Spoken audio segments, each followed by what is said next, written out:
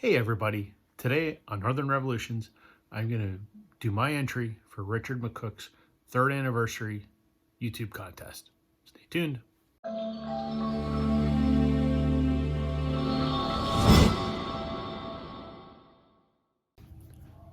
Hello everyone, welcome back to Northern Revolutions. I'm Rob. Today we're going to do something a little bit different. Fellow YouTuber and VC member Richard McCook has started a contest to celebrate his 3rd anniversary as a member of the VC, and he has put forth 3 questions that he would like people to answer and using some records, and he will pick a winner based on watching everyone's video. So Richard, here's my contribution. Richard's first question is, show me 3 artists that you have multiple records of and show me your favorite and your least favorite album by that artist. So, first one I'm going to do is U2. If anyone saw my intro to the VC, I talk about how important U2 was to me in my early music fan years and how Joshua Tree was such an important album.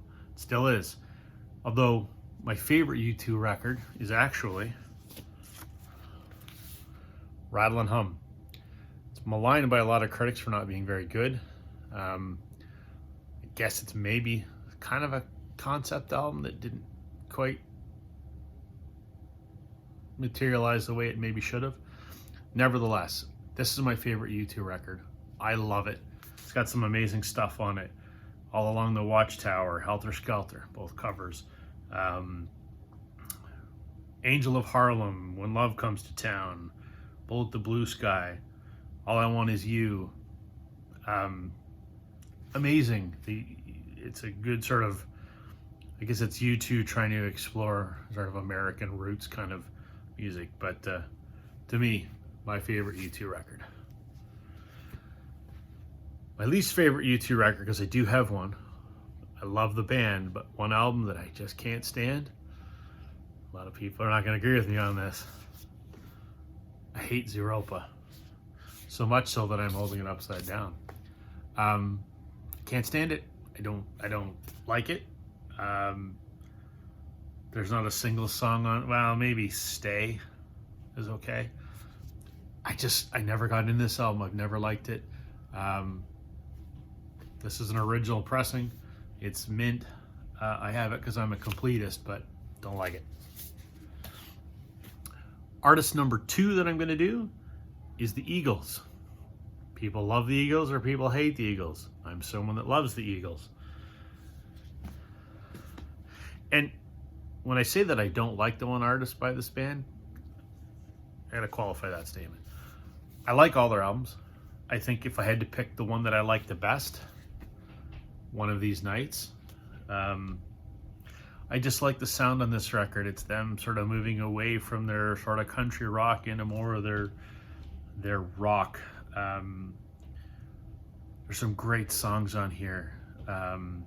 Take It to the Limit, One of These Nights, Lion Eyes, Too Many Hands. Journey of the Sorcerer is such a weird song. I love it. So, probably my favorite Eagles record. My least favorite is Long Road Out of Eden. Now, when I say it's my least favorite, I like this record. I like it less than all the others. I saw them on this tour. This is an original pressing from 2007. I think this would have been a fantastic record if it had have been just one disc. I find the first record is very good, and I find the second record to be kind of boring. I don't think that the second half of the album is of the same quality as the first half. I could be wrong. People could disagree with me, but for my personal taste, my least favorite Eagles record. And my third artist that I have a favorite and a least favorite. It's a band from Texas, I believe, called the Old 97s. Fantastic band. This is their album from, when did this come out? 1997. It's called Too Far to Care. That's a wonderful, wonderful record. High energy, did sort of rock, country rock, whatever. Love this record. The record by them that I don't like so much, Hitchhike to Rome. And it's funny because only a matter of like 3 years separates these two records. I believe this was their debut record, and Too Far to Care was their second. It's not that this is bad, but to me it just doesn't have the whatever that the rest of their albums did. Maybe because it's their first and they were, I don't know, not as refined. I don't know. To me though, I just don't listen to it that much. Question number 2 is show a CD that you show 3 CDs that you'd like to have on vinyl, either that you don't, either because they're too expensive or they're not available. The first one I want to show is Fleetwood Mac's Time. This is I'm a big Fleetwood Mac fan. This is a very interesting record. It came out in '95, and it was the only album by this one incarnation of Fleetwood Mac. It was after Lindsay and Stevie had left, but before they rejoined several years later. That was the one where Becca Bramlett was the vocalist. Most people hate this Fleetwood Mac record. I don't. I like it. Is it as good as some of their other stuff? No, on the whole, but there are some songs here that I really like. I don't ever see the day that this is gonna make it on vinyl, because I think Fleetwood Mac likes to disavow any connection to this, unfortunately. But it's an album I really wish was on vinyl. So Fleetwood Mac's Time. Another record that is on vinyl, and it came out as a record store day release 5 or 6 years ago, and I didn't find it in the record store, and I should have got on eBay and bought it, and I didn't, and I kicked myself. Sheryl Crow's Tuesday Night Music Club. Love this album.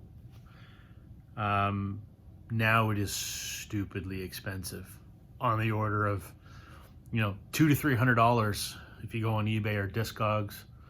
And because I'm in Canada and most copies are in the States, you're probably paying another $30 in shipping. You're anywhere from $250 to $350.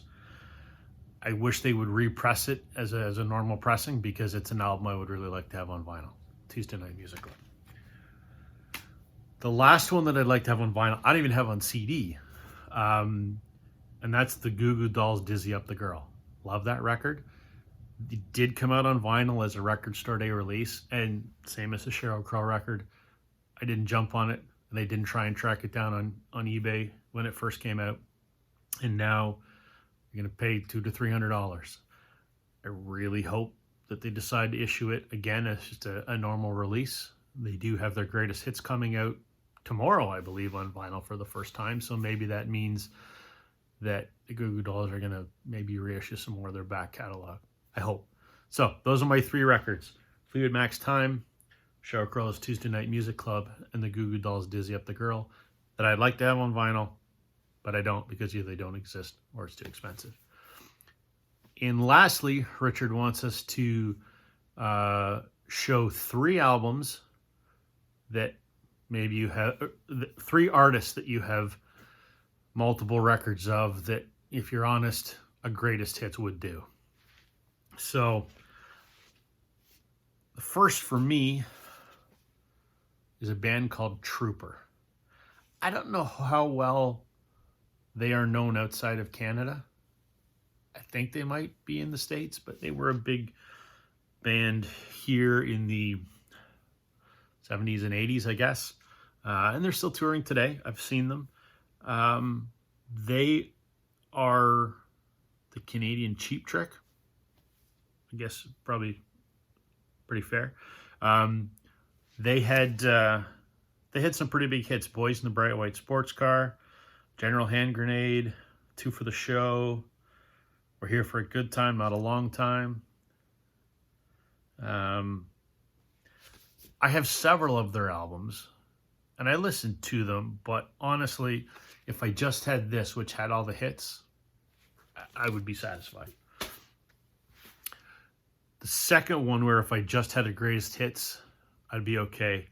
People are probably going to crucify me for this, but it's the Rolling Stones. I really don't like the Rolling Stones. I like some of their songs.